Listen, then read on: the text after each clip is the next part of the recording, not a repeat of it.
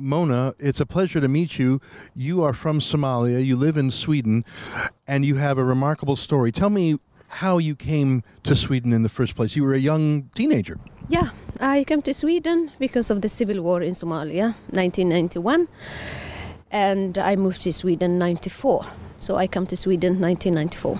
And obviously you grew up in a country that's 99% Muslim, and you came here and you started going to the mosque. Yeah. And what was the difference between being Muslim in Somalia and the mosques that you discovered here in Sweden? Very big difference, because we were secular Muslims.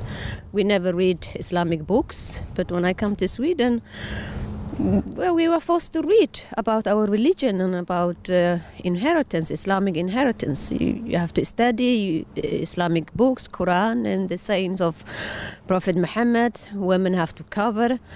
It was completely different world. So back in Somalia, you and the other women in your family did not wear a hijab or a niqab? No, we dressed traditionally or normal like Westerners. Or normal Somali, we never cover. We have a completely different culture from the Islamic culture. Well, you came here to Sweden, and you obviously met with other Somalis and started going to a Somali mosque here in Sweden, is that right? Yeah. And what did the imam here in Sweden say to you? What advice or instruction? What was it like on a day-to-day basis? It was horrible. It was like you have to be careful for your children. You have to watch out for the kafirs. Kafirs, that means infidel. Infidels, non-Muslim, like the Swedish people. They are kafirs. And is that the word they used in the mosque? Yeah, kafirs or mushrikeen. The mushrikeen means the criminals. And those are very negative words. Those aren't neutral words. Those are attack words. I mean, they're not violent words, but they're words of disparagement. Yeah, because that is what Allah described, the kafir, non-believers, mushrikeen. We should hate them, we should discriminate them. Jews and Christians are pigs and apes in the Quran. And you learned this in Sweden at a mosque in Sweden? Yeah, I learned, and I was very disturbed. I was very, very sad and very, very angry, and I even tell the police about it. What are they saying? The police say, but we have freedom of religion. I say, that's not religion. You don't teach children to hate their neighbors because they're Jewish or because they're Christians. Now, did you start wearing a hijab or a niqab? I try because I must, like everyone else. You were a teenager and you were new to the country. Yeah. I refused in the beginning, and then I tried because I wanted to be respected, because if I didn't cover myself, I was not respected. What did the men and the women say to you to get you to wear a hijab? I will go to hell, and Allah will burn me in hell, and I'm not good Muslim. So if you want to be respected, you have to cover yourself. And how long did you go through the motions before you said, I just can't do this anymore? 1 year, like the first 5 years of my life in Sweden.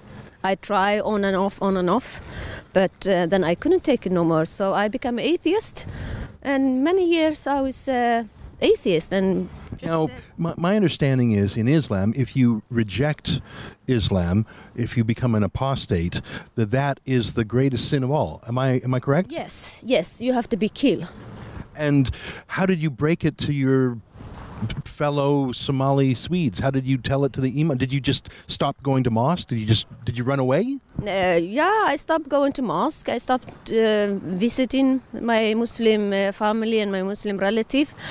I got married to a Swedish man, and I just left. And have you been excommunicated by the Somali community?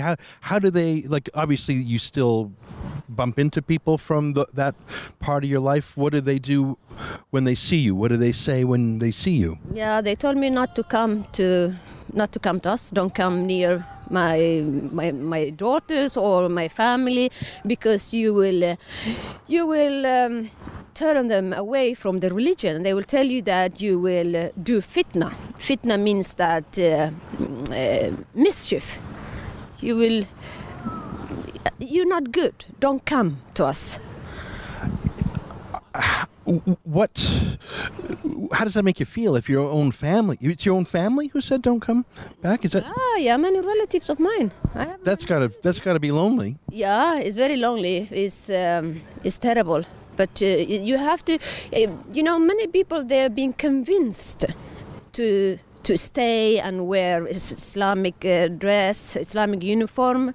Many flee from it. It's different. But where do they flee? You married a Swedish man, so you had a new family and someone to have a home with you and have a community and give you people in your life and security. What about, you were 19 when you came here. What about someone who's 15? What about someone who does not have a Swedish person who can pull them out? What happens to them? Oh, you have to stay. You have to stay and get married because you have no right a life of your own. Yes, as a Muslim woman, you cannot move. And even here in Sweden? Even here in Sweden, you have no right to move from your family and live life of your own. You have to marry. That way you live with your husband or you live with your family. Now, you've become Christian, is that correct? Yeah. And do you talk about being an ex-Muslim? Do you give lectures? Do you talk to Swedes? Do you talk to Somalis? Do people reach out to you for help? Yeah, some, but nobody wants to listen to me. It's very difficult because here in Sweden it's like, when you're ex-Muslim and you want to talk about your experience in Islam. Nobody wants to listen to you because it's kind of, it's like he whom we don't mention his name. You know, the film Harry Potter. Yeah. And it's kind of like that. We don't talk about any negative about Islam. And I have a lot of negative experience about Islam. Are you ever censored by Swedes? By that I mean, if you want to give a speech or say something on TV, or do Swedes say be quiet? Do Swedes tell you to be quiet because you're about to disillusion someone or speak contrary to the official view? Are you allowed to speak out? No, I'm not. How do they stop you? Because I write. I write about Islam, when Islam teaches, and about the Quran, about the biography of Muhammad, about Islamic teachings. And what they do is that they censor by not letting you, for example, to citate the Quran.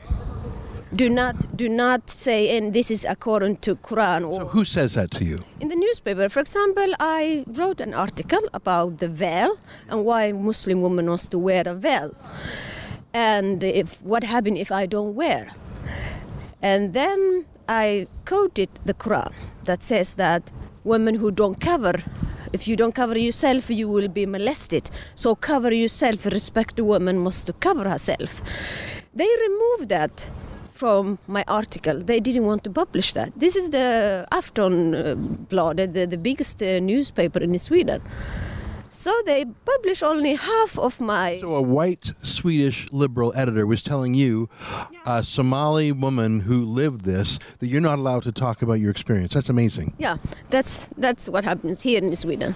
Well, and you told me before we turned the cameras on that you have a website, and you pay 200 kroners a month for your website, like all of us do. I guess that's about $40 or something Canadian. And they just shut it down one day. The internet company. Is that true? Yes. They just shut it down. They shut it down and they say, I ask them why. And they say, because you break the rules. I say, which rules? And they didn't answer me. So now nobody can read what I write. So I have to write outside Sweden. Really? That's incredible. You told me when we were drinking coffee that you went into a neighborhood and someone recognized you, and they took a picture and they sent it by text message to a lot of people, and pretty soon there was a swarm of people who came out to the street. Can you tell me about that again? Yeah, it was Rinkeby, a place called Rinkeby, majority Muslim area. Is it what part of Sweden? Is that near Stockholm? It's Swedish suburbs. Mm-hmm. And I was there with the Swedish television, Swedish national television. And when they saw us, they just screaming, out of here, you are whore, Christian, here is not Sweden, this is not Sweden. They were saying this is not Sweden In Sweden, they were saying this is not Sweden. Yeah, here, this is not Sweden. I say we have a freedom of speech. This is Sweden.